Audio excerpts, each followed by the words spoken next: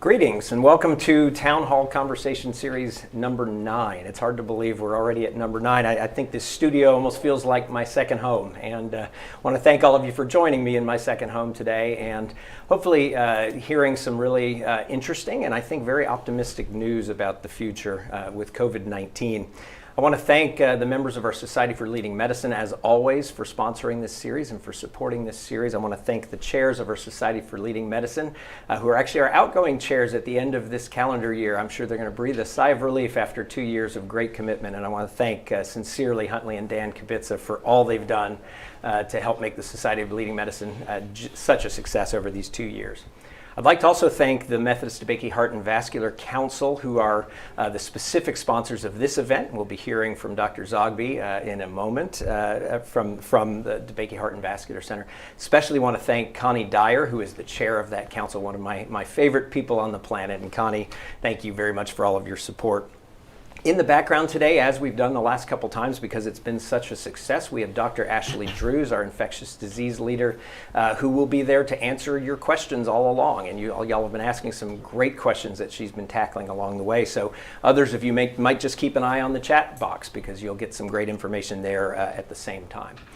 Today we'll be rejoined by Dr. Dirk Sostman, our Chief Academic Officer. He took a break last month, and let me tell you, he's so popular I got fan mail saying, "Where is Dirk?" In fact, I think we all give him a hard time, but we got, "What happened to that handsome, tall, bald man?" All of you can think about giving Dirk a little grief, but we're really glad that he joins us again today. In fact, he will close our session before Q&A today because he's going to talk in such detail about the vaccine because that's so important, of course. First, we're going to start with two of our superb leaders here at Houston Methodist. The first on my right is Dr. Osama Gaber. Dr. Gaber is the chair of our Department of Surgery. He's actually promoted to that earlier this year, so kudos to Dr. Gaber. He holds the J.C. Walter Presidential Distinguished Chair. But first, we're going to start with Dr. Bill Zoghbi. Dr. Zoghbi holds the Elkins Family Distinguished Chair in Cardiac Health and is the chair of our Department of Cardiology. He's going to talk about the impact of COVID-19 on the heart. Dr. Zoghbi. Thank you, Dr. Boom, and good morning, everyone, and thank you for joining us. Again, my thanks to the Heart and Vascular Council, Connie Dyer and Cynthia Pickett, leading that effort, and thank you for your sponsorship. And we'll be talking about COVID and the heart and vessels, and we've learned so much over the past few months. Just to put it in perspective, this is still in learning. Obviously, the disease has been with us less than a year, and we've learned so much about it. And actually, we were quite surprised that a coronavirus, a respiratory virus, really can affect the heart and vessels. And I think this is new compared to all the other coronaviruses. And just to put it back in perspective, that we have, yes, the majority are asymptomatic or mildly symptomatic, but people can get really sick at least about 15% of the time. And if you look on the right side, it really can affect, the symptoms can be from almost any organ, from certainly the lung and fever, etc. But I've outlined in red that could be in the cardiovascular system, chest pain, shortness of breath, and some palpitations. So we will be always looking for, is there any cardiac effect? Now, initially we thought in the first cases that it was all because of the lung. If the lung can be affected significantly with severe pneumonia, it can put stress on the right side of the heart, and we usually see that in any other infection. But the surprise was that people also presented with heart attacks. They presented with heart failure, which is very unusual for a respiratory virus, and this is where the science started kicking in to try to understand what was the issue. And at times, people with acute myocardial infarction or heart attack would go to the catheterization laboratory to find that actually the arteries were normal. There was no blockage in the arteries, and these viruses could infect actually the muscle itself. And this is a nice publication in Science, and actually if you look at the bottom of each one of these slides, all of them are in 2020 because this is the disease and the science is so accelerated. But the virus can actually damage the heart, either directly or indirectly. And in the middle is a depiction of the coronavirus itself, and it has spike proteins, and that's where the name of corona comes.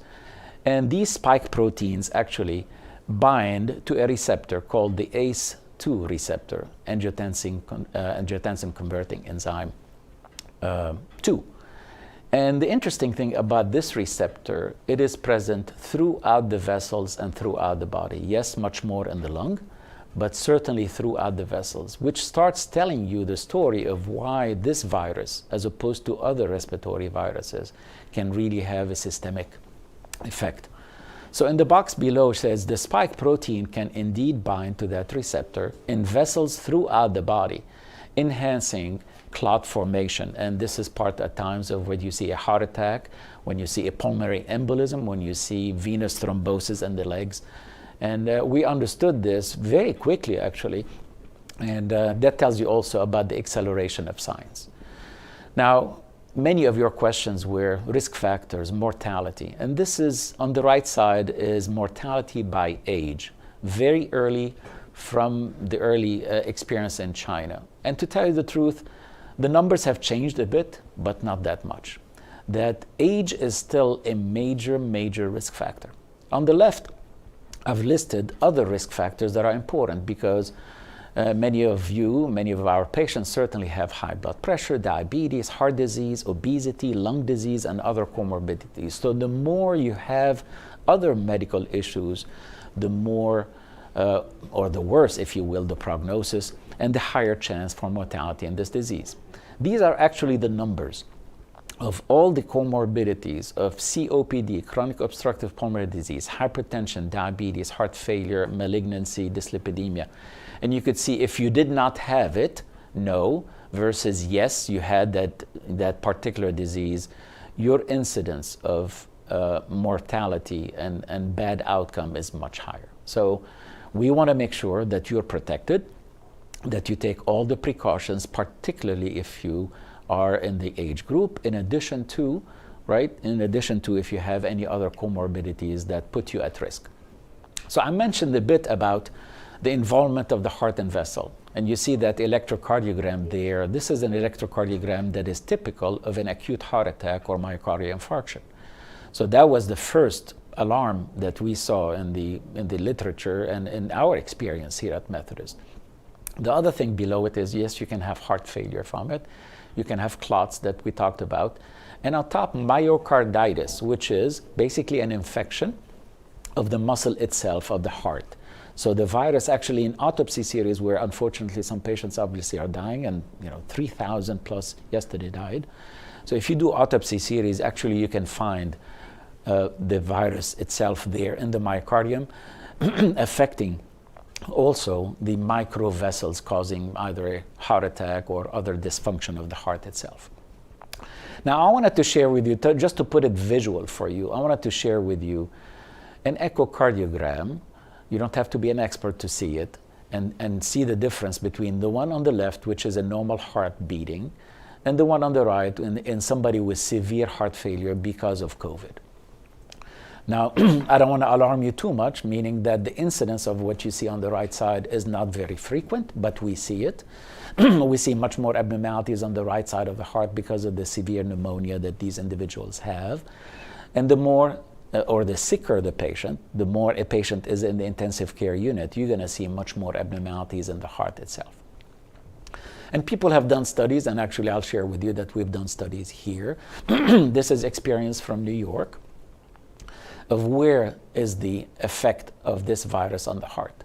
Much more on the right side of the heart, and that's what we expect, but what we did not expect is on the right side of the heart. And you can also have an inflammation of the lining of the heart, which is the pericardium, pericarditis. And I'll share that with you. In some athletes, actually, we've seen that. On the right side of that plot is the outcome, mortality, and look at the x-axis, it's in days.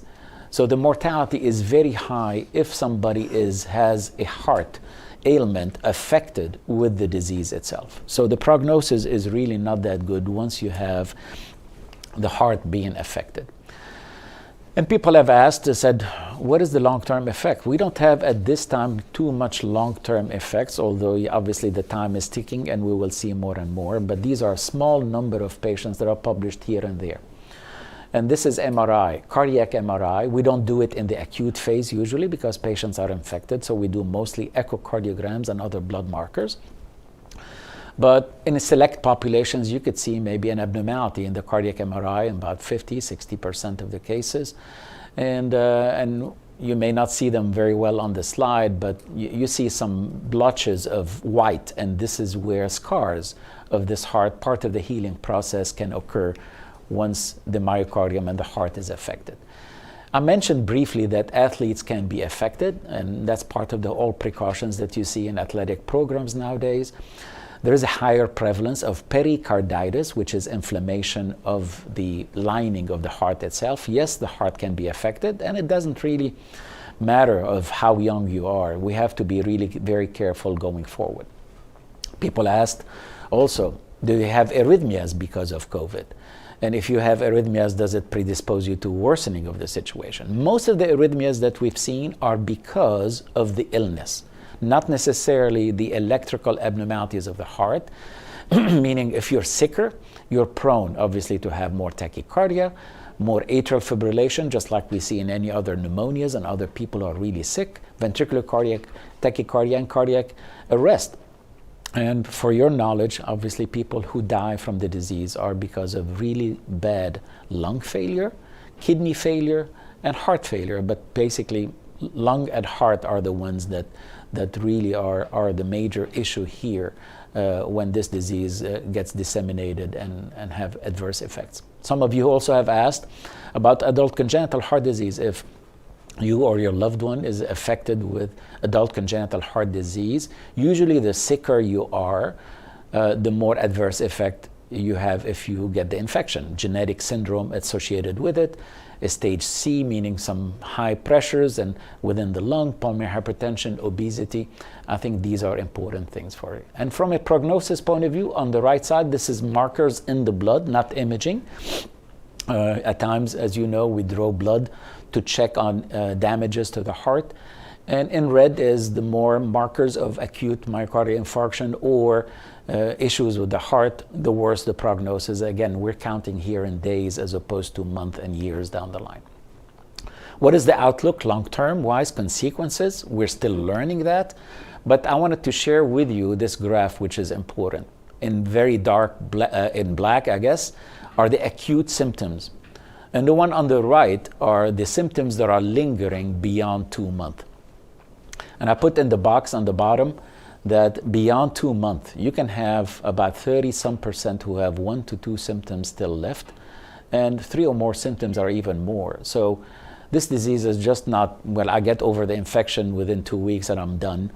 I know Dr. Stanley Appel have shared with you about the brain and its effect on the brain and cognition at times in these, because as we mentioned at the beginning, that this virus can affect the vessels throughout the body. So any organ can truly be affected, and this lingering effect may linger for some time, and we're gonna know more and more about it because it affects pretty much all areas of the body.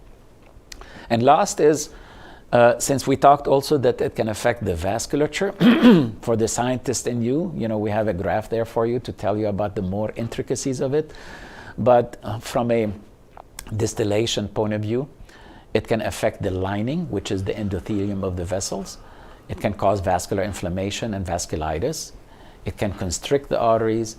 And the important thing that we do nowadays, and is for people who are at a higher risk, particularly in the hospital, we make sure that they get blood thinners, particularly if they're high risk, because there is a higher incidence of thrombosis, which is clot formation. It could be 4 to 8% of these patients, be it deep venous thrombosis, calling pulmonary embolism, or heart attacks, or strokes, etc., etc. So these are really very important. So in conclusion, few things for you. One, SARS-CoV-2, which is the virus itself, can cause heart damage either directly or through an inflammatory process, microclots, or indirectly because of severe lung damage. COVID-19 can be associated with myocardial infarction, heart failure, pericarditis, or arrhythmias. Vascular thrombosis, arterial or venous, is seen in this disease, and prognosis is certainly worse in patients where the heart and other organs are more severely affected. And long-term prognosis, we're certainly learning about it. In red, I put for you that we're certainly very active in learning and studying this disease. We started very early on with the help of Dr. Sostman and Dr. Boom and the Center of Outcomes Research, having a registry, meaning all the patients that are admitted to the hospital are in this registry called Curator Registry. And we have more than 800 patients studied for heart alone. The registry has thousands of patients, unfortunately, because that's the disease is affected. But I think we have to learn more and more about this disease. And last, I want to share with you an advice, an appeal from the American College of Cardiology, and certainly an appeal from us. Number one, prevention is key, and this disease can be prevented. So I know we've talked about all the areas of where you can prevent the disease, including this heart disease affection of the coronavirus. So certainly wearing your masks, social distancing, and washing hands is very important too. I think we're very excited, and we're going to talk about vaccine today. So we're at the cusp of that, actually some major decisions today. But last but not least is don't forget about your own health. And the good thing is, as opposed to March and April, where every lockdown has occurred, including in hospitals of elective procedures, we are open for business, and we're seeing patients probably even larger than we used to see before the COVID, because of all the precautions that we take in the hospitals and in our clinics. And I know you're taking these precautions. So I think this is very important. Although the vaccine will be here, I think we're still going to need these precautions for many months to come. So, Mark, with that, thank you very much for the opportunity. Well, thank you, Dr. Zoghbi, and really great advice there to close. So thank you, and we'll get to some questions a little bit later on. And by all means, keep the questions coming in if you have any you'd like us to tackle at the end of the presentation. Now we're going to move on to Dr. Osama Gaber. Dr. Gaber, as I said, is chair of our Department of Surgery, and he's going to talk about the impact of COVID on our department and on surgery at Houston Methodist. Well, thank you so much, Mark. And I want to also echo my thanks to Huntley and Dan, and to Ms. Dwyer, and to Dr. Zoghbi and Dr. Lumsden for envisioning this beautiful place that we're giving these updates from. I'm not going to go a lot into medical information. I think Mark has covered that throughout. I'm an optimist by nature, so I wanted to take you through our journey, and it's very personal to me, because I became the chair of the Department of Surgery a few months ago in the middle of this pandemic. And really, I want to describe to you what happened to us in surgery and how we were able to really get here and be, as Dr. Zoghbi said, able to continue to do what we're doing in this great hospital. In March of 2020, I think the biggest alarm for us all was the cancellation of the rodeo, because at that point it became clear that there was a spread of the virus in the community. We actually were staring at an amazing disease that we knew very, very little about. It was very, very scary, and I remember the hours we spent as a faculty of surgery trying to really decide how can we do surgery for our patients, because we knew that whether or not we have coronavirus, people are going to have diseases that require surgery. But how can we do that without infecting ourselves, our anesthesia colleagues, other patients in the hospital, and so forth? We faced some amazing challenges during that time. And I don't know if all of you remember, but we were running out of supply. We didn't know if we had enough masks. The mask prices went up from like $1 a quarter for the N95s, like $6.50. We didn't know if we have enough reagents. We couldn't do testing fast enough. We didn't even know the virus was aerosolized or being spread by droplets. And I want to tell you a great story. My daughter, who's a medical student in a major medical center out on the West Coast, she called me one day and she was in tears and says, "Dad, I never thought that American hospitals would be brought to their knees because there are no Q-tips. Because of the absence of Q-tips, they could not do the coronavirus testing." It was an amazing place we were at that time. And then we had the knowledge gaps I talked about. We had patient and staff challenges. We really started using virtual care. We didn't know how to use it. The patients didn't know how to use it. We really needed to keep our staff healthy so we could continue operations and taking care of the people who are sick. We had operational challenges. We're uncertain about our finances, what's going to happen, how we're going to keep sort of the lights on. If you remember those times in March and April, it seemed pretty bleak. And then the governor issued this order that we stopped doing what at that time was termed elective surgery, and so there was almost a complete halt in the surgical services. This was really, I think, the nadir point for us facing that epidemic in surgery. Now, we put the faculty together and we said, okay, let's just figure out what's our mission, what do we really want to do. What our mission has, and you will see that, is really what we want to do is provide Methodist type care, highest quality care that is possible for our patients. Innovation, research, educating the next group of people and surgeons in the country, and staying in touch with our community. So the two biggest pillars for our activities at that time were we needed to continue doing patient care. People still are going to have cancers, they're still going to have perforated diverticulitis, they're still going to have heart attacks. We need to take care of them. But then at the same time, we needed to make sure that everybody is safe so we can continue operating for the things we can operate on. And then when things open up, because we knew at that time things are going to open up, how can we plan our recovery so we can catch up and do all of that backlog that was created in surgeries and so forth. At that time, I don't know if you remember, but even people showing up to the emergency room with heart attack, that number decreased. People showing up with tumors, that number decreased. The incidence didn't change, it's just people weren't seeking care. So from our perspective, we knew this is going to hit us later, and we had to plan for it. And really the foundation of everything we did was our care values. We needed to lean on those. And we trusted in the hospital center command, and I have to say that Marc and the team and the hospital has done an amazing job to keep us almost up to the minute on what's happening in the world, how we should respond to it, setting out clear goals and expectations for us and what we need to do, what mask we're going to wear, where do people enter into the hospital, how much. That helped us a lot because we didn't have to improvise. What we have to do is just think about how we can do surgery. And I don't want to bore you with all of this, but basically, we have a great department. And three major assets for the department were very clear in April and May. You don't need to read all of these names, but we just have a whole lot of people, great surgeons that work in this department, not just here at Houston Methodist in the downtown area, but across our system hospitals. We had excellent departments of surgery.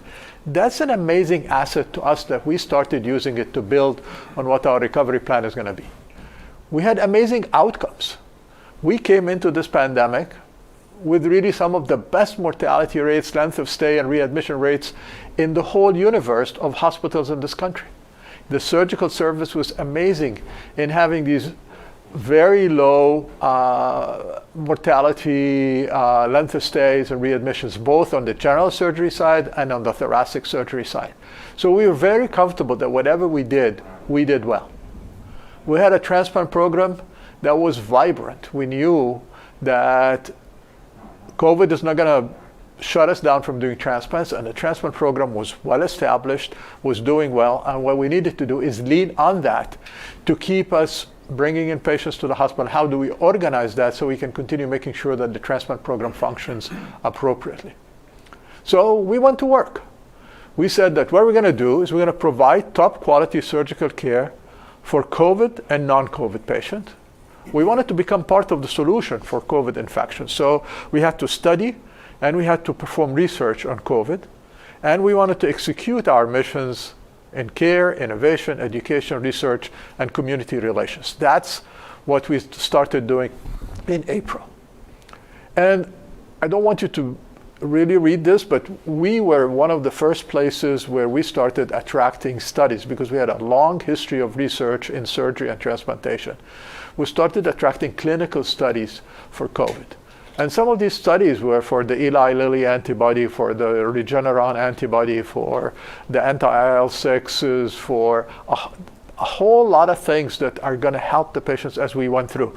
And because the hospital had a very organized system of vetting out all of these studies, putting them in order, we could do studies in surgery, they could do studies in medicine, but there was a central way by which all of these studies, every patient in the hospital is screened on a daily basis, and who gets what has been decided and prioritized. But we felt we had to do this, we needed to be part of the solution.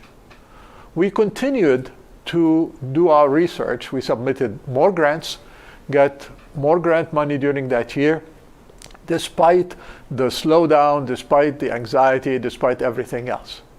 We also continued to educate fellows and residents. We started new fellowships, we graduated fellows, we put the ground, we had a transplant fellowship for years, and we said we're going to add to that a hepatobiliary fellowship. So we continued to look, because as I told you at the beginning, I'm an optimist by nature, and I knew that yes, it's going to get really bleak, but those who prepared themselves for the future are the ones that are going to come out of the gates really running, and that's what we did. And you can see, for example, our residency evaluation. Despite the amazing concern the residents had, and I supported their concerns because we didn't have testing, we didn't know who was infected, they had to go into every room and take care of every patient, and at great risk for them. But despite that, as a department, we managed to get some of the highest sort of quality numbers from the residents, rating our training programs for them, which meant that we answered their concerns and took care of them during this time. We published almost 70 papers in 2020. That's an amazing amount of publications from the department during a time when we can't even see each other. We're talking on Zoom. But we were able to do that because, again, we kept that optimistic sort of point of view that we need to come out of this just as strong, and we went in. And we also bounced back in terms of doing surgery. The hospital put together an amazing system of controlling entrance and exits, testing the staff, making sure that we have adequate PPEs, making sure that the operating rooms are safe. And in fact, we rebounded not only to the 2019 levels, but I think we are going to get to where we're doing more surgery. We certainly are doing more transplants this year than we've ever done before this year. So we also contributed to the whole system because we saw that the system was taking care of us. So our intensivists and our people in the intensive care unit went into the COVID units to help. Our staff went and volunteered in the float pool to help check the people in who are coming to the hospital to do the testing. And everybody volunteered to do things that are required by the hospital to maintain the operations during the COVID time. We had awards and accolades. We actually, during that time, we had some of our faculty won the Outstanding Service Faculty Award. That's Dr. Dalla, because of her role in setting up the ICUs and the virtual care during the COVID time. Dr. Mobley, one of our critical care doctors, won a Scholar Award from the American Society of Clinical Transplant Surgeons to look at minorities, which I think is going to be great for us. And we had the exemplary teaching. We played music in the ICUs. So I think Dr. Boom presented Dr. Rui before, who is an associate professor of music, and she did that work of Music Care, which is a program that helps patients who have been isolated in the ICUs with music, even from Yo-Yo Ma and some other very nationally known musicians. And she's proudly one of the members of our faculty in the Department of Surgery, and I find that to be a great addition to our department. We recruited PharmDs to help us. We made a registry for COVID patients and transplants, and we recruited PharmD, Dr. Josh Swan, and now we have almost 900 patients in this registry, and we're comparing the results of the transplant patients to non-transplant patients, about 2,500 patients. We recruited a new physician, Dr. Tapia, to do our critical care unit because we have the need. But most exciting to me, we recruited Dr. Rodolfo Oviedo, who is a robotics expert. And the plan is, what we wanted to do is come out of the pandemic on the robotic platform. and he's going to be the head of our robotic program so that we can actually change a lot of what we do into robotics. And we still continue to battle the virus, but now we have this amazing hope. This is a picture of that patient in England, 93 years old. She's the first person in the UK to get the vaccine. And it gives me great hope and great optimism that what we have done during this year, even though COVID had really put an amazing dent into sort of life as we knew it, that we're going to come out from there stronger, better, and the surgical services are going to be much better for our community after we get out from the dark tunnel into the other end. Thank you so much. Thank you, Dr. Gaber. Much appreciated. And again, we'll have some time for questions for Dr. Gaber towards the end, so please keep them coming. You and your team have done an amazing job this year, keeping really on track, and as you talked about, and please thank all of your faculty, for all of us, for a job well done. Well, I'm going to speak now. We're going a little out of our normal order, but we wanted to leave the kind of grand finale for the vaccine side, and then give some real time for Dr. Sostman and me and others to really dialogue about that, because I know you have a lot of questions about that. And in fact, next event, and I'll talk about that later, will be largely on vaccines as well in January. So let me jump now into my slide set, and if y'all could pull those up. I'm going to really focus just on questions you've asked today, trying to move things along quickly and get to Dr. Sostman. So the first of those questions is, just generally, please give an overview of what the current transmission is in Houston. If you could pass me the clicker, thank you very much. What you see here is, that kind of overview slide of the R. This is from UT School of Public Health. As I've mentioned before, there's a couple other sites you can get this.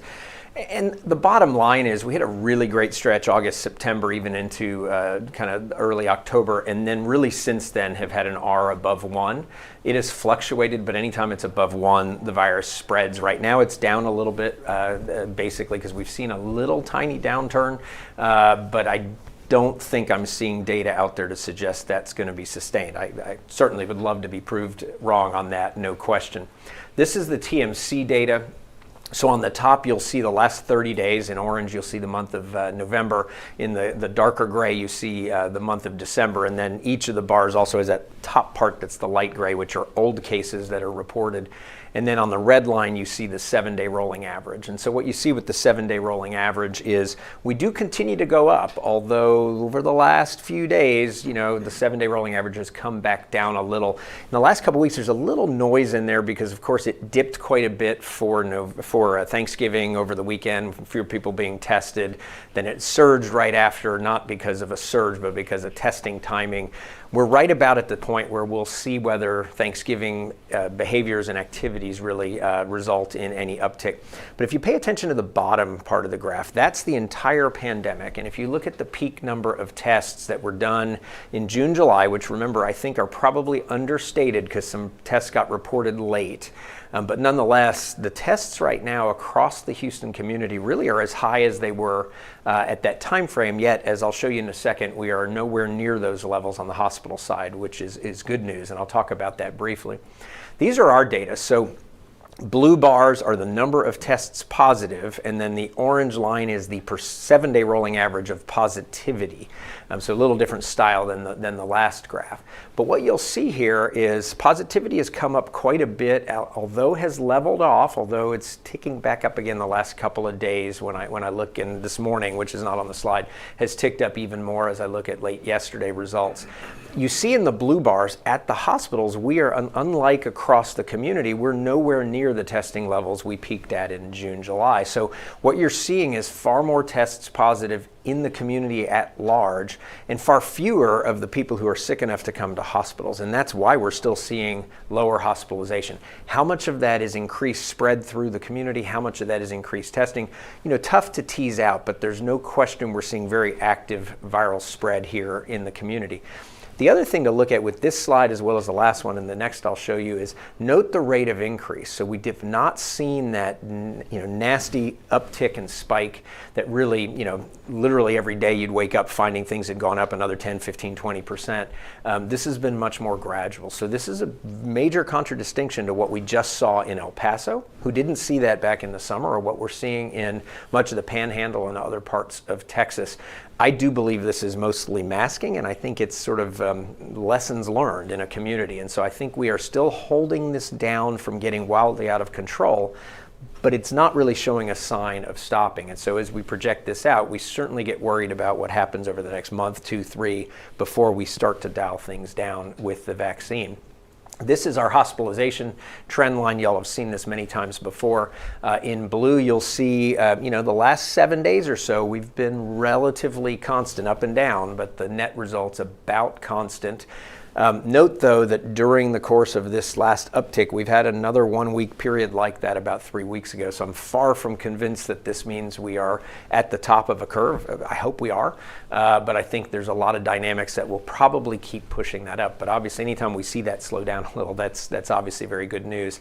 And we see very similar data across the Texas Medical Center. So the top is the last 30 days in orange, November, in gray, December, and then in the darker part of each of those bars is the inpatient acute care beds, and then in the lighter part are the ICU beds, and then you see a 7-day rolling average in the red line. And you can see, just like we had, little kind of dip there, coming back up, but still sort of flat right now. So again, we're watching that very closely.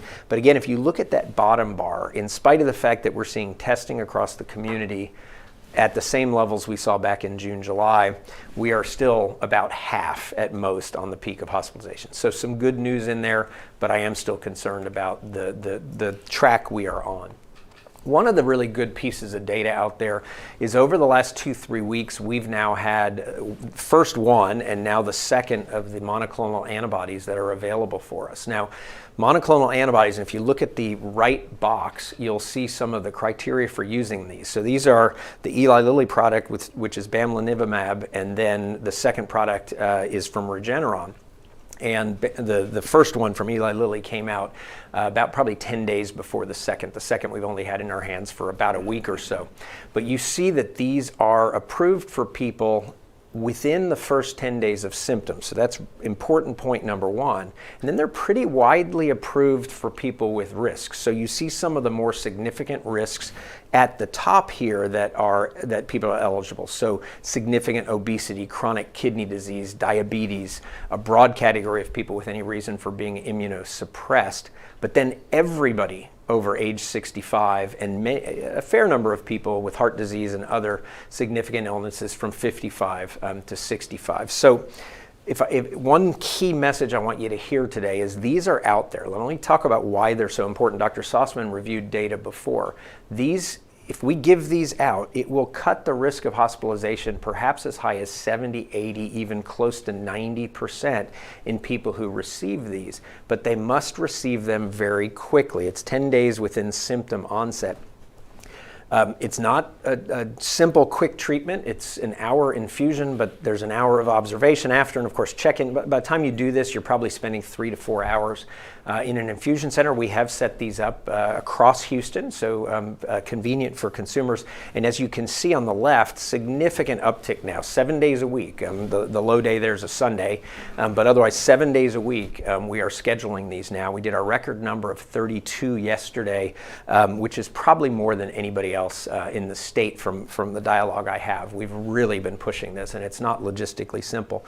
But one of the sort of rate limiting factors is the demand for this. And I will tell you, if I were in one of those categories, or any family member in one of those categories, the second they get diagnosed, I'm whisking him in here and saying, go get qualified if you can for this study. So that means, physicians obviously need to be ordering it, and they are, but many people, as we saw, are getting these tests out in the community. They're not necessarily plugged into us. We don't know when they're positive. If you're positive, reach out to your physician. He or she can order this for you. I would get this if you are in one of those categories. If you have a chance of cutting your risk of hospitalization 80%, and thereby your risk of death, take it. It is definitely a valuable treatment that we have. It may be a tiny part of the mitigation we're seeing so far in the numbers, but I doubt it's creeping in there too much yet, just because we're still early in this. So let me talk about a couple other quick hits in terms of questions. The first of these was people asking a question about Sweden. It's been in the news again lately. You remember I talked about this probably in the spring a couple times. This is a Wall Street Journal article that shows you really that, I think it's hard to argue that Sweden's experiment worked. Now, they may have preferred life during that time. Their end outcome is they're having about the same number of deaths per day per capita as we are right now across the United States. So you can get into a lot of dialogue about that. And as I said months ago, you can, as a society, really should be having the dialogue of what are our risk tolerances and how do we balance this. Nobody's been having that. It's so politicized. But what we see now is they are significantly higher death rates than their neighbors. They always were, but now really shooting out of control, unlike their neighbors. And yet their economy is at least as badly hit. I don't think there's any difference there. And that was the point of the Wall Street Journal article, is it does not seem to have worked for their country really any differently than any other country at this point. The second question here, has to do with, is this being still underreported? Are there maybe as many as 8 times the number of people who've been diagnosed with this illness as are, in the official counts? The short answer is yes. It's been very undercounted throughout. This is actually an interesting study that came out, I think it was in Nature.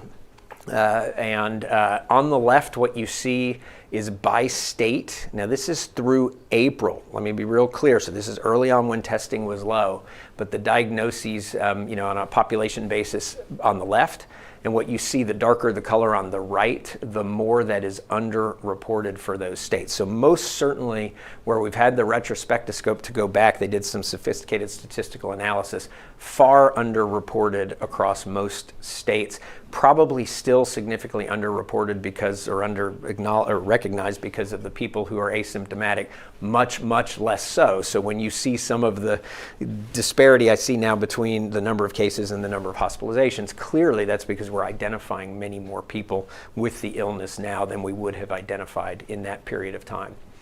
Some questions about holiday travel. We touched upon this last month. Really not a very different story with Christmas. I think the jury's a little bit still out in Houston and around the country. I'm seeing varying reports about post-Thanksgiving surges in different markets across the country. I couldn't point to that right now in Houston, but right now is about when we might be seeing that. But of course, I think a lot of people really did follow the advice of medical experts and others, really urging them to be careful. Not everybody clearly did. And it's the same advice over this holiday season that's coming up. And so the CDC gives you different risk categories. We talked about this for you last month. Really, I would say ditto for this month.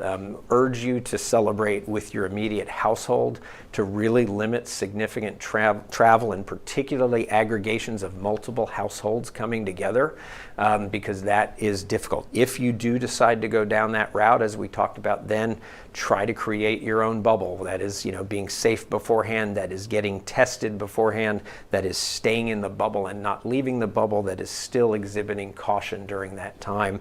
Again, we really want the holidays actually at a time where fewer people are actually going to work and other places, perhaps to be a time where we can dial this back, not a time where we are dialing this up because of family gatherings.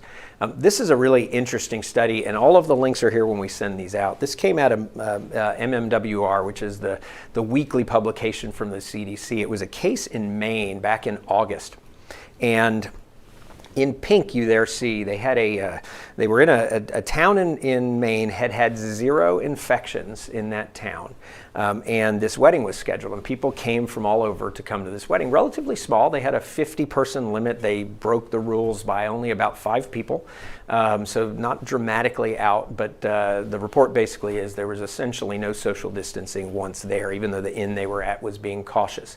Of those 55 people, ultimately 30 were infected. But very alarmingly, you see the 3 categories there.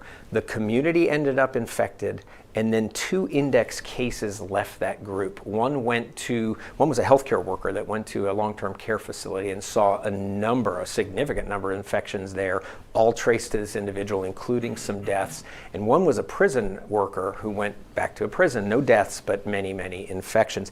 In both of those cases, those individuals had symptoms after this event, chose to go to work, ended up infecting people. So one of the key things, and we probably don't talk enough about this, Bill King, many of you know Bill and I were trading emails. He writes a really interesting blog. If you're not on it, it's a very interesting because he'll often analyze a lot of the data. We were talking about the fact we probably don't talk enough about that. So I'm going to talk very actively about it today. If you're sick, one of the fundamentals of COVID prevention is don't go out. If in doubt, stay home and then call your physician, get tested going for the future. I put this here because, you know, a wedding is not unlike a big family gathering for the holidays where everybody comes together in closed space. And now we're in cold weather, more closed spaces, etc. So please exercise caution during this holiday season. There's a couple more questions about people coming into the homes for repairs and what you do around that and how do you do that. For this and many of these kinds of questions, I really do commend you to the CDC site. There's a lot of good information on the CDC site. They have specific advice around this. It's common sense. First is get your repairs. I mean, I don't think you need to avoid that, but just use common sense. You wear a mask while they're in your house. You require them to wear a mask. Maybe have them wash their hands when they get there. You know, short of showing them what the problem is, don't hang out with the person working in your home. Let them do their thing while they're there.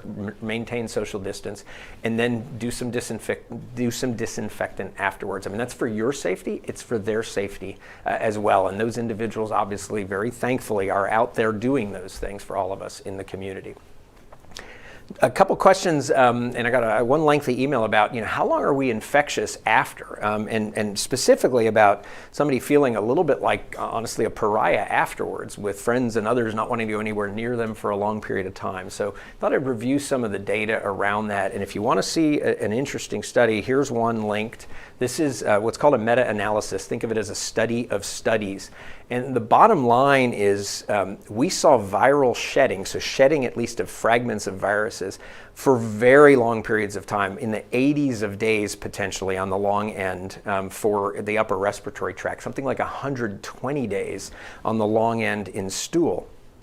But no study showed viable viral shedding, so virus that could cause infection, past 9 days. And so, you know, once you get through your isolation period, if you are sick and you go back into the workforce or the community, following all the guidance, you are not infectious based on the studies that we are seeing there. And kind of aligned with this, we saw a lot of dialogue about the CDC and changes with the quarantine guidelines. Now, I don't think they changed them quite as much as some of the press was out there. What they did was say there are other options to consider. And so, you know, here's, again, I can point you to that. They had really 3 options. The gold standard, and it remains the gold standard. And in fact, there's a quote at the bottom left from our local public health officials who very clearly said, we don't want to change this for the city of Houston in terms of guidance. But that gold standard is still 14 days, where that risk of somebody who has been quarantined. So remember, this is quarantine for somebody who is exposed, not isolation for somebody who has gotten the infection. This is somebody with a significant exposure. How long should they quarantine? It is 14 days to get to very low risk of making somebody else infected. But they gave 2 other options. One is a 10-day option, and you can see to the right that increases the risk at the tail after you leave, and the other was a 7-day option with negative testing after day 5. So really, if you look at the text box on the right, this gets down to the question of, are people following the advice or not, and sort of pragmatic behavioral science that basically says, let's give some options, because the last thing you want is people not following it at all. And so if it were me, and if I'm counseling one of my patients or a family member who has this, I'm telling them, look, before you come back into the family bubble, before you see the rest of us, it's 14 days still for safety. But the CDC has put some other options out there. There are some questions about schools again and younger children. I'm not going to go into great detail on this, but this is a really good article from the AAMC, the Association of American Colleges, Medical Colleges. Medical schools basically across the country. And what you see here are many of the things we've been saying. There's not been huge outbreaks that are tracked as the result of schools. We see more often the community bringing it into the schools than the schools sending it into the community. but behavioral challenges are really the key. So if schools are not following the guidelines, they're having problems, and there are schools that are not, no question. And a lot of the sort of wraparound functions, the parties, the sporting events, the other things around schools have been causing some problems. So read this, it's a really great article. Coming to a last question before we move to Dr. Sostman, somebody specifically asking, saying, hey, I'm in physical therapy right now. It's not urgent, so it's not an urgent medical need. Should I stop? Should I wait, given where COVID is? And I would say again, and you heard this from my two colleagues before, an emphatic no, you should not stop, or an emphatic yes, you should continue with medical care. There is no reason to suffer in pain. There is no reason to defer necessary screening, necessary other medical care. To me, only harm comes from that. We have the safe practices in place, and now have a long track record of that being the case. So with that, I'm going to wrap up my remarks, and I'm going to turn over to Dr. Sostman, who's going to talk about a lot of exciting news about the vaccines, and then he and I are going to do some Q&A around that as well. Thank you. Great, thank you, Mark, and welcome to everyone. It's great to be with you again, and I just keep feeling more and more optimistic every time we talk together. That dim, flickering light at the end of the tunnel is really starting to get stronger and steadier, and I have to say I can't wait for the day that we have COVID under control and I'm able to come to one of these town halls and talk to you about all the other amazing things that are going on here with research and biology and artificial intelligence and new kinds of surgery and all the great things that are going on here. But first things first. So let's talk about where we are with COVID and specifically with vaccines. So let's just remember, this is your one slide lesson on the immune system, which many people spend their whole lives getting PhDs and doing research in. There are kind of three big phases that we want to address. The processing of antigens by the innate immune system, and then the cleaning up and combating of infectious diseases with B cells and antibodies and cytotoxic T cells. One of the big things vaccines do is to prime this adaptive immune system so it rolls into action and defends your body right away instead of the usual couple of week delay that takes. And then finally, the repository of immune memory in these immune cells. This is another crucial thing that vaccines must do for you.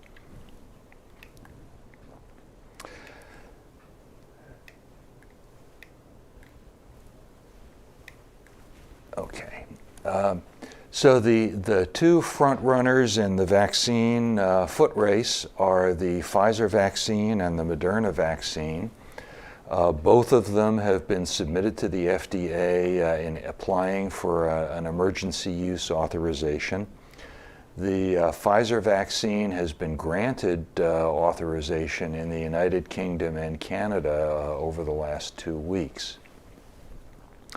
Both of these vaccines are the messenger RNA type technology. They both require 2 doses, and they both produce exuberant immune responses. Antibody responses on average many times larger than that seen after the natural infection, and very good cellular immunity as well. Now, there are a ton of other vaccine candidates under development. I'm not going to talk about those today. We can talk about those in January. There will be news about them. The Oxford AstraZeneca and the Novavax, the Johnson & Johnson are probably the leaders there. There are all kinds of different technologies involved, but today we're talking about the messenger RNA technology. So let's dig into some of the details. The Pfizer vaccine was studied in a phase 3 trial. It was studied in phase 1 and phase 2 trials before that, but the phase 3 trial enrolled over 40,000 people. Half were randomly assigned to the vaccine, half were randomly assigned to saltwater placebo. Of the symptomatic infections that developed, 95% of those occurred in the placebo group. So the vaccine group had 95% protection against symptomatic infection. When we looked at severe cases, 90% of those occurred in the placebo group. And so we had 95% protection against symptomatic infection and 90% protection against severe infection. Fortunately, none of the trial participants died of COVID-19. Although the statistics are not adequate to really say anything definitive about this, it appears that this vaccine is effective in all ages and ethnic groups. There are a couple of really big unknowns. Does it prevent infection and therefore prevent you from being able to transmit this disease to others? Or does it allow you to get infected and just simply not develop symptomatic illness? This is a real biggie of a question that we do not know the answer to yet. And also, of course, since it's only been studied for a few months, we don't know whether this protection lasts for several months, a year, several years. My betting is that it's at least a year and possibly longer than that, but we really don't know yet. The safety profile, which of course everybody is very logically worried about, appears to be excellent. It's quite common to get what are called reactogenic effects, and I'll go into this in great detail. There have been 2 allergic reactions, moderately serious allergic reactions in people who've gotten the vaccine in the United Kingdom. These were folks who, from what I read in the news anyway, pretty much get allergic reactions to everything, so I'm not terribly concerned about this, although clearly it is something that we want to exercise precautions about until we understand it a little bit better. The logistical challenges here, it requires 2 doses. As far as we know, you need to get 2 doses of the same vaccine. You can't get dose 1 from Pfizer and dose 2 from Moderna, for example. Now, maybe you can, but nobody has studied it, and we're not going to just make some sort of wild assumption. So you got to keep records of which vaccine you got, when you got it. You've got to get your second dose at least 21 days later. The other tricky thing with the Pfizer vaccine is that it has to be kept at very, very cold temperatures until pretty soon before it's used. So the Pfizer vaccine is pretty much going to go to big hospitals and big centers like Houston Methodist that can thaw out a palliative vaccine and administer it during the safe period. The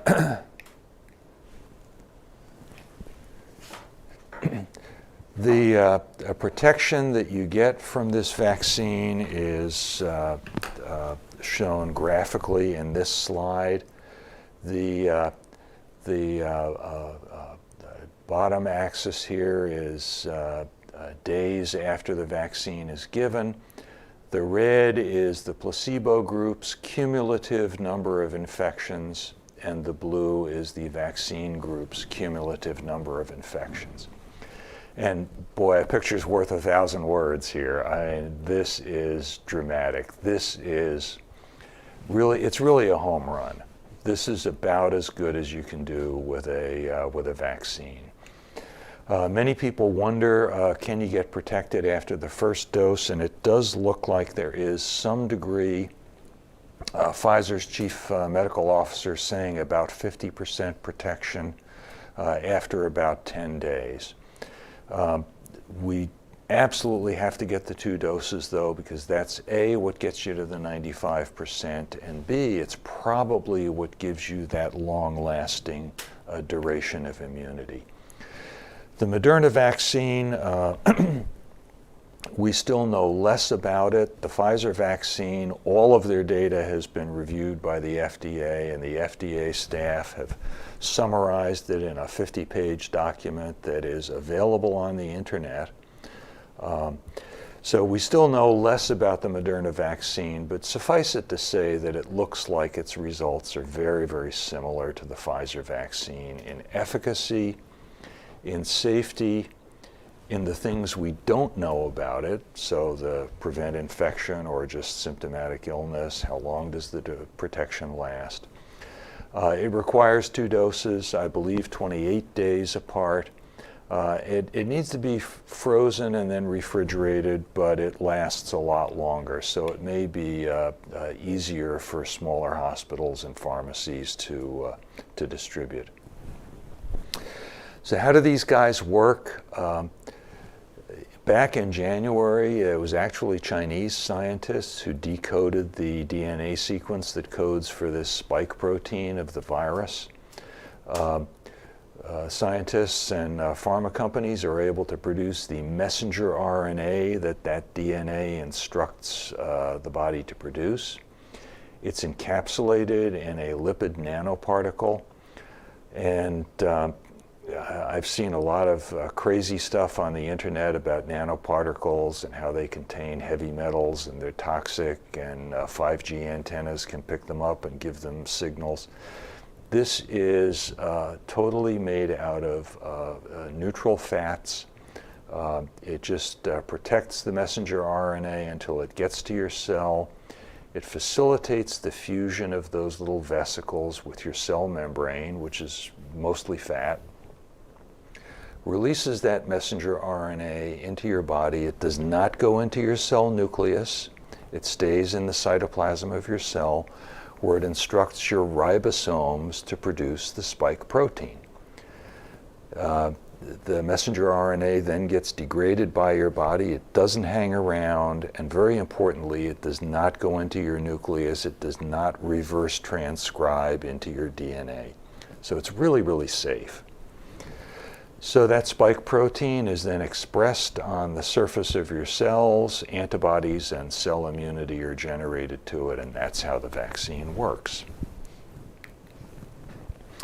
The process, you get your first dose, you wait 21 days, you get your second dose, and as Dr. Gaber showed, this is our hero for the month, Margaret Keenan, a 91-year-old nursing home resident in Coventry, England, the first clinical use of the Pfizer vaccine. And she said, "Yeah, everybody should get it. It's free." So everybody's worried about safety. And let me give you the bottom line first. These vaccines, nothing that you put in your body is 100% safe. Right? There's always going to be problems, there's always going to be worries. But compared to waiting around for another 6 months to see whether anybody grows feathers out of their heads from this vaccine, the risk of waiting for 6 months and seeing whether you get sick and die from coronavirus is a lot worse. This is a no-brainer. This is I guarantee you that as soon as I get the opportunity, I am going to take this vaccine. So what were some of the more severe effects? And again, these are all these reactogenic effects. And severe means basically you went to bed for 24 hours. They're more likely after the second dose. They're controllable with Tylenol or Motrin. The severe effects are high fever,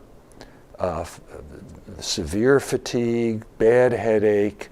The high fever was in about 2%. In the Pfizer vaccine, these severe effects were less than 5%.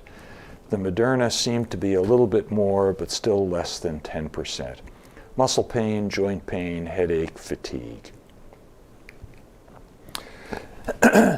So the FDA has given us a lot more granular detail about the safety of the Pfizer vaccine, and I'm gonna.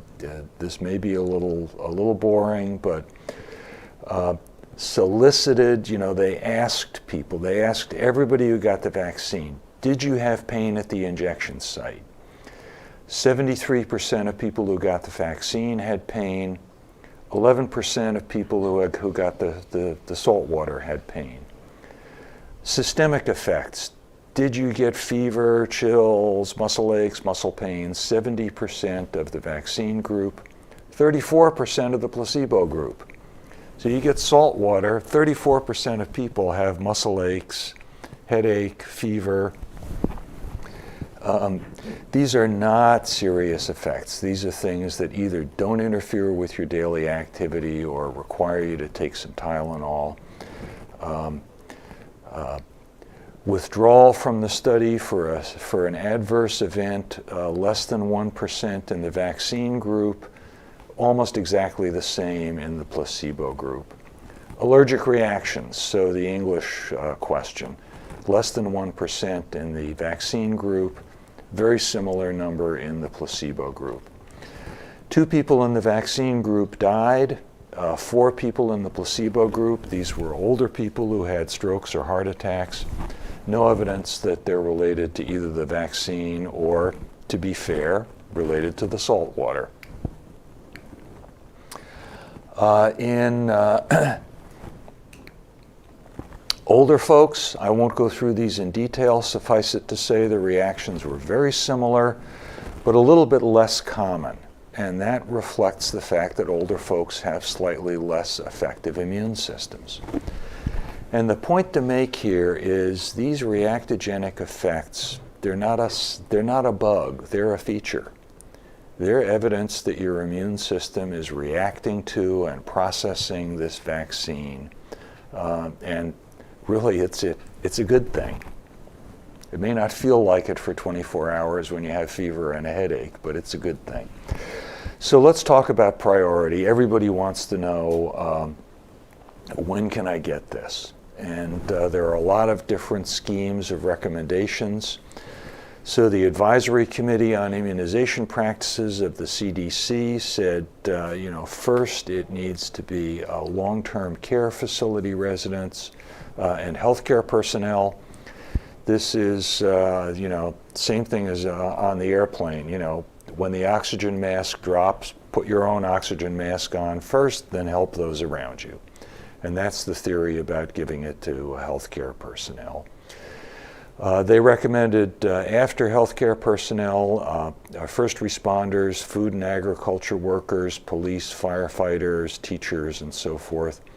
And then the general population, starting with people who are older or those who have high-risk medical conditions. Now the English have taken a different approach, similar but different.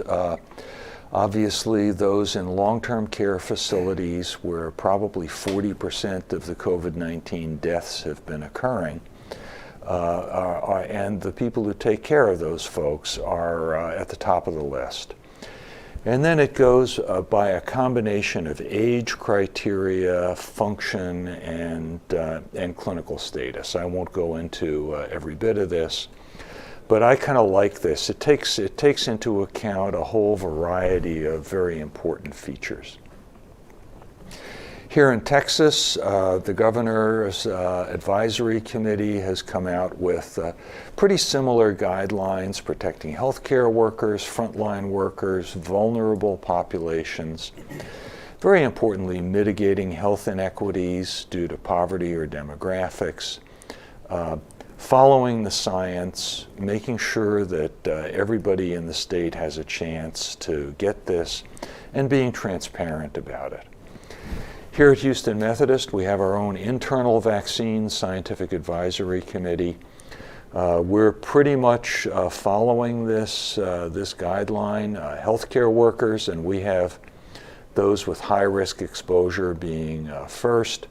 Anybody who's mandated by the government, obviously, such as long-term care folks. Tier 2 is healthcare workers with more moderate risk exposure. And Tier 3 is everybody else, low-risk healthcare workers and the general population. Realistically, we're probably going to end up prioritizing the healthcare workers because they're easier to get to. And one of the things the governor has told Dr. Boom is, get this vaccine in people's arms as soon as you can. And so we're probably going to end up giving our own healthcare workers just because they're available and we can get to them faster. When we're looking at any limitations based on vaccine supply, we're going to prioritize based on health risks, and that is a combination of age and coexisting conditions. We've got our own, I won't go into the details, but we've got our own internal data sources for the comorbid conditions, and basically it's going to be if you're over 60 or 65 and you have one serious condition or two moderate conditions, and we have a whole list of those. Obstacles, some people don't want to get it because they're afraid. I would urge you, don't be afraid. You should be much more afraid of getting COVID.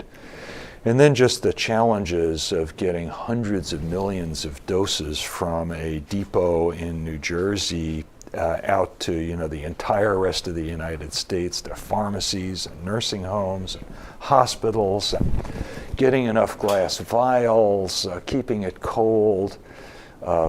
Organizing the air freight, the paperwork, and all that.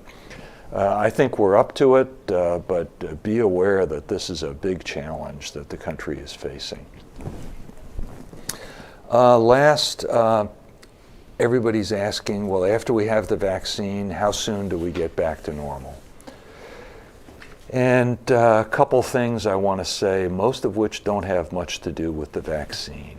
One is that if we want things to stay the same as they always were, some things are going to have to change. It may sound a little paradoxical, but it's a fact. Until the population is immune, and we know that vaccinated individuals cannot transmit this virus, we don't know that yet. Masks and preventive measures are going to be just as important as they always have been. Even after that, I kind of think that a lot of us are going to be wearing masks in the wintertime. I know I am. I've come clean that I used to make fun of people in other countries who wore masks in the winter. I'd see those pictures and I would chuckle.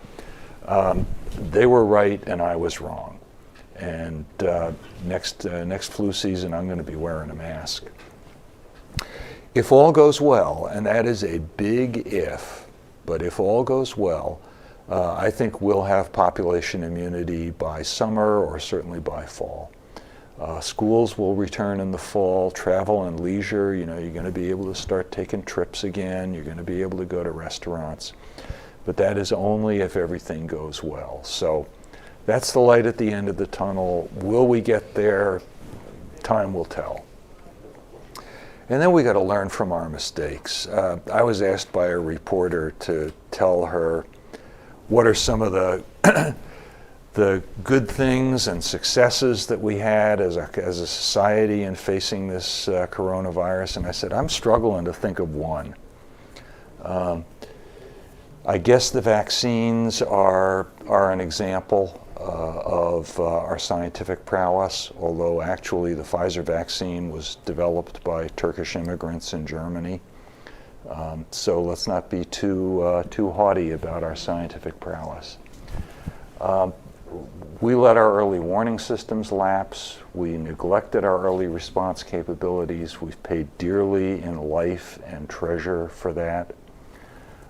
We need to invest in vaccine and infectious disease research to a greater degree.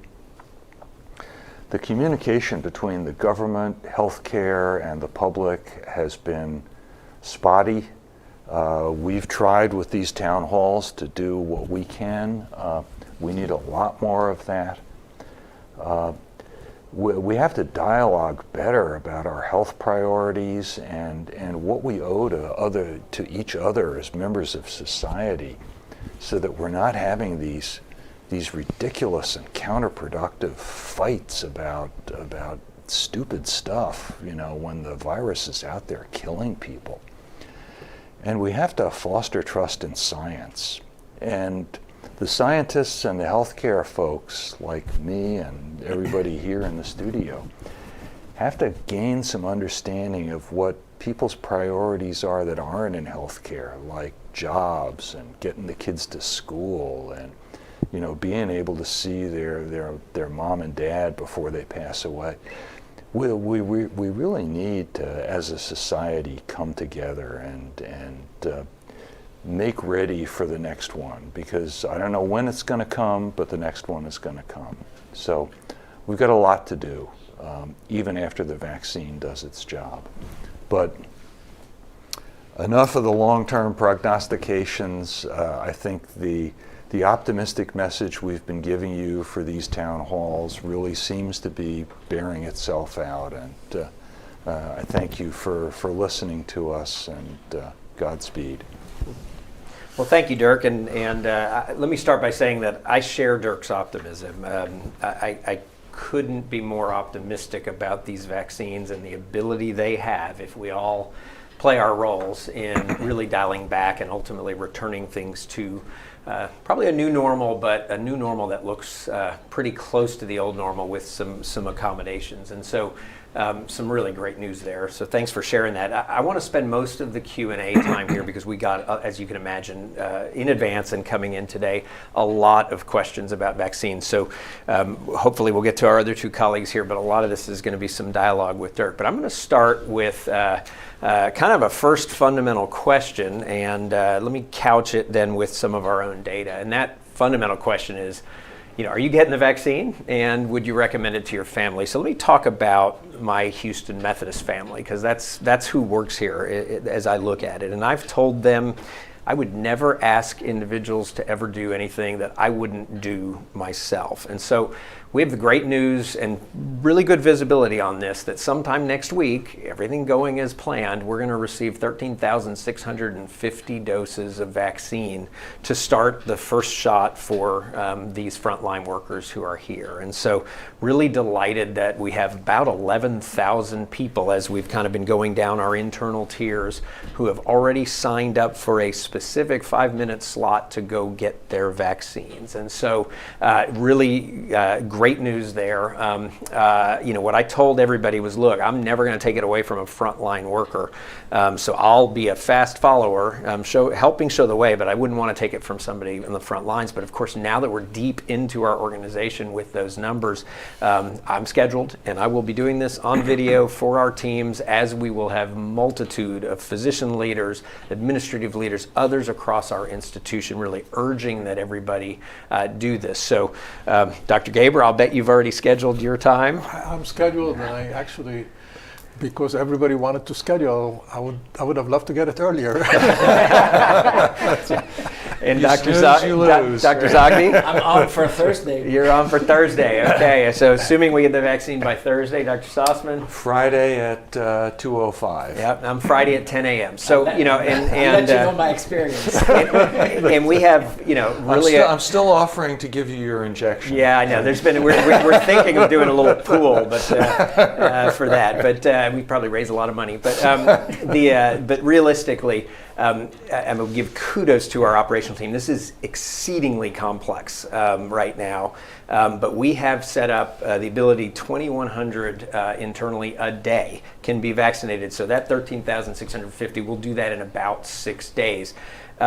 We don't have full visibility to the next weeks, but at least have an inkling right now that we will see potentially similar volumes in weeks 2 and 3, both of which happen before the end of the calendar year. Again, everything has to happen as we think and hope right now, if that's the case. Week 2, we have been working with many federally qualified health centers, other agencies and that are taking care of populations in the community who, unlike a large hospital system, are not getting access to the vaccine right away. The fire department, many others. So pretty much have week 2 essentially scheduled and then moving into week 3. I think honestly, the getting to everybody, which is the fundamental question, getting to that tier 1C right now, as we're hearing from ACIP, which is high-risk individuals in the community, it's going to depend on what the government lets us do. As second they let us do it, we have the processes in place to get to our patient population, start inviting our patients who have high risk, which is going to be age-based and condition-based. Of course, we have a huge database of that. We will do that as rapidly as we possibly can. That week 3, assuming we're getting vaccine and everything else, we will set up 9 sites right now doing vaccinations, kind of do internal and then ultimately external. We will set up 7 additional community sites in our physician offices. So at least at that point, 16 sites, each of which can do significant vaccination. So we'll be in the, if we get it, 3,500, 4,000 vaccines a day range at that point, and actually can scale up even larger than that. So I've been pushing with all of our state officials, local officials, saying, give us some flexibility. Let us move down those tiers. We'll follow the tiers as best as possible. But as Dirk alluded to, the governor's also been saying, look, this only works, and he's exactly right, if we get the vaccine in arms. And so when it comes in, we're trying to use it quickly, appropriately, responsibly, and then get our next supply and do the same. And we will lead that in Houston Methodist fashion. So a resounding yes, and I will tell you, we've seen resounding numbers of our physicians, who are, obviously going to lead the way on this. Very large numbers of our nursing staff, and then moving into the institution. But honestly, even in a healthcare population, we have people who are reluctant. Some people are saying, I want to take a wait and see attitude, et cetera, et cetera. We need societally to bond together, and I'll talk about that to close to get today, to get to a point where we do this as quickly as possible and as effectively as possible.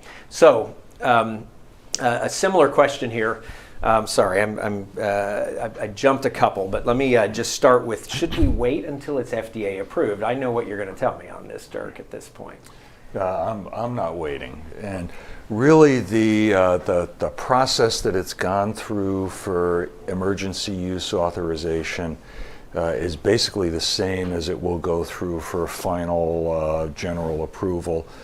The major difference is that there's been a shorter period of follow-up for the EUA.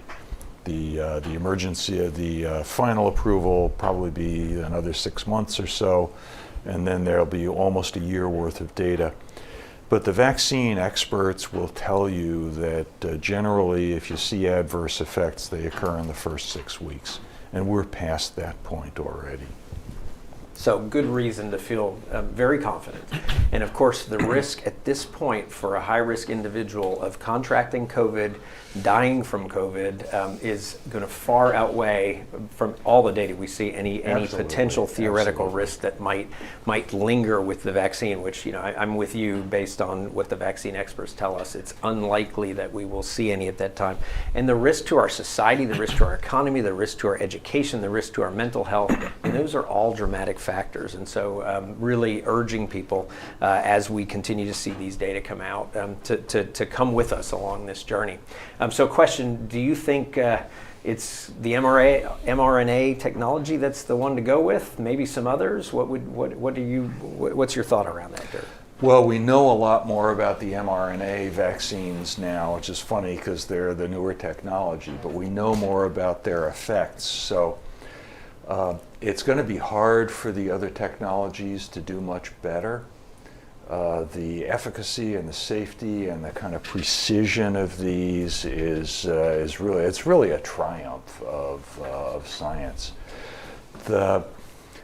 Perhaps the thing that we don't know so well with these is the durability, and whether they will produce a longer lasting response, or whether the more conventional technologies will produce a longer lasting response. So there is still a need for ongoing research in vaccines.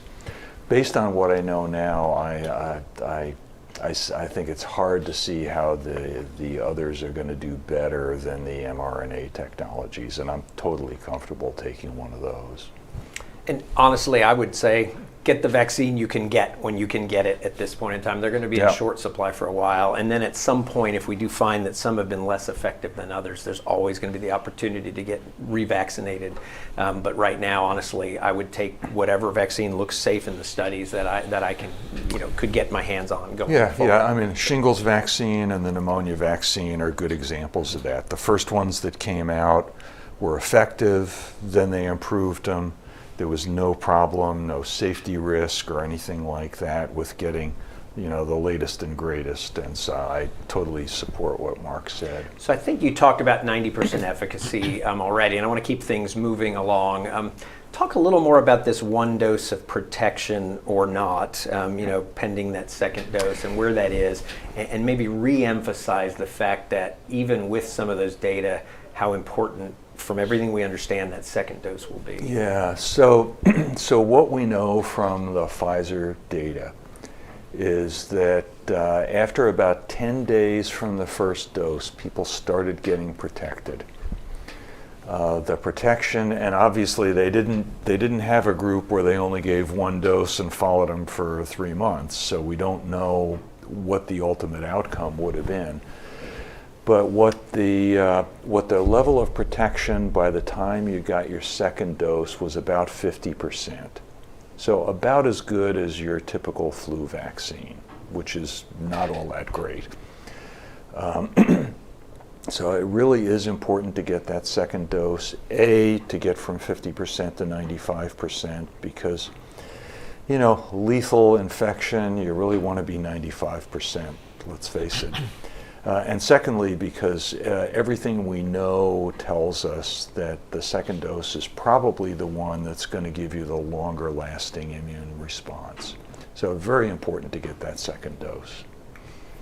And what about antibody tests? So is that going to be a norm that we're going to be testing those in this, or do we not know?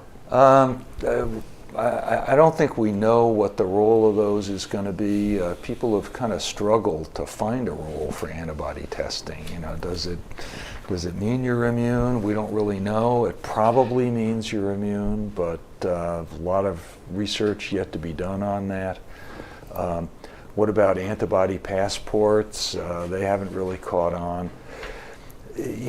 What we're telling people in the short term is if you were in the randomized clinical trial and you don't know if you were in the placebo group and you'd like to get vaccinated if you were in the placebo group, that's a role for getting your antibodies tested. If your antibody levels are low, you probably were in the placebo group and you might choose to drop out of the study and get tested. Kind of everybody hopes that you won't drop out of the study, but I think it's perfectly understandable if people do. Well, thank you, Dr. Sostman, and with apologies to my other two colleagues, we're kind of running down on time here, so I want to get everybody out on time. I want to make a couple of closing remarks. So you're seeing I'm skipping through a few questions that I would have liked to have gotten today, but again, this vaccine topic is so critically important. So I want to close by just kind of coming back to some of my discussion that I had with y'all back in the summer time frame. If you'll remember in that time frame, I said, my five key learnings. What do we need to do societally, and what have we learned about tackling COVID? First, number one, because we were dealing, of course, with so much noise that Dr. Sostman has alluded to and so much misinformation on the internet, was, recognizing and acknowledging that while we watched science develop in real time, it's pretty messy. But that at the end of the day, science is our only real hope to tackle this illness. And in fact, what we're seeing that, whether you're talking about the monoclonal antibodies now to some extent, but to a dramatic extent, we hope and we believe with the data we're seeing with the vaccines that this is indeed true. I talked about, obviously, our sacred and, our politicians' sacred and. I'm not going to go in that today, but I want to talk about two other pieces here. One is very relevant as we've come out of Thanksgiving and we're moving into the Christmas holidays and New Year's holidays, is we still, unfortunately, need to make sacrifices together on the social side of our lives, as difficult as it is, and as with some of the ramifications that are there, to get through these next few months in a safe fashion. If you look at the United States as a whole, for the first time ever, we broke 3,000 reported deaths yesterday from COVID. We've seen 280,000 so far. We've got a 3-4 month period to get through. If we can't bring those kinds of numbers down, you know, that's, I'm going to call that a high number, so let's assume we're a little lower than on a 7-day rolling average. That's 60, 70, 80, 90,000 deaths a month. We've already got 280,000 deaths and have moved at basically for the last couple of weeks at a 2,000 a day pace. So there's every reason to believe right now we're on pace to see 60,000+, if not more, deaths in the month of December alone. To put that in perspective, heart disease kills about 650,000 Americans a year. Cancer kills about 600,000.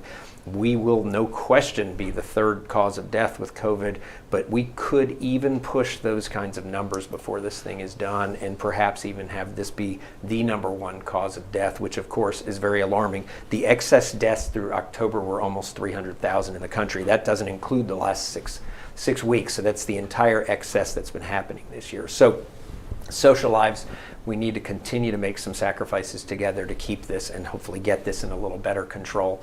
The final thing is around masks. Those continue to be exceedingly important. And with masks, I'm talking really about all of those social distancing tenets, staying home when you're sick, all of those different things we talk about, but especially masks. We're going to need to wear masks, and if you ask me to predict, it's a solid 6 months. Biden came out with a 100-day plan. I don't think that's actually probably going to be long enough. I hope I'm wrong. But I think we're going to need to wear those because we have to dial things back with this vaccine.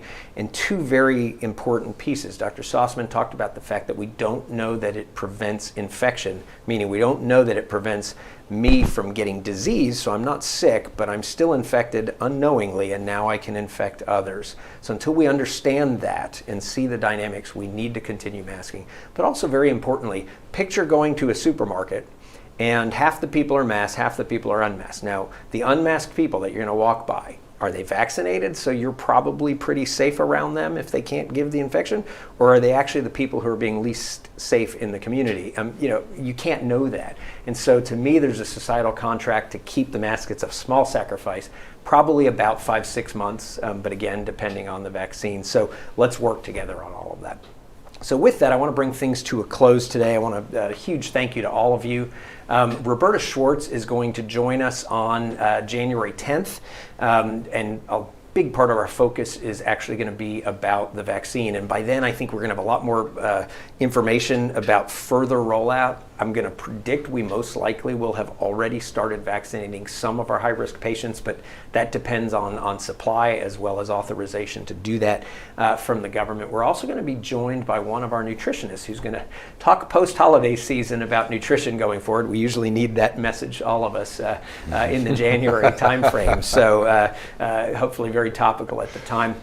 We're also going to be sending out a save the date for the entire calendar year. These have been so popular and so successful. We certainly anticipate continuing these sessions for a good period of time, and we'd like you to be able to have that on your calendars. And with that, I want to wish everybody just a fantastic holiday season, a safe holiday season. It isn't going to be quite the same that we always experience, but there's no reason we can't celebrate our religious holidays, our going into a new year, looking at 2020, hopefully, in a rearview mirror.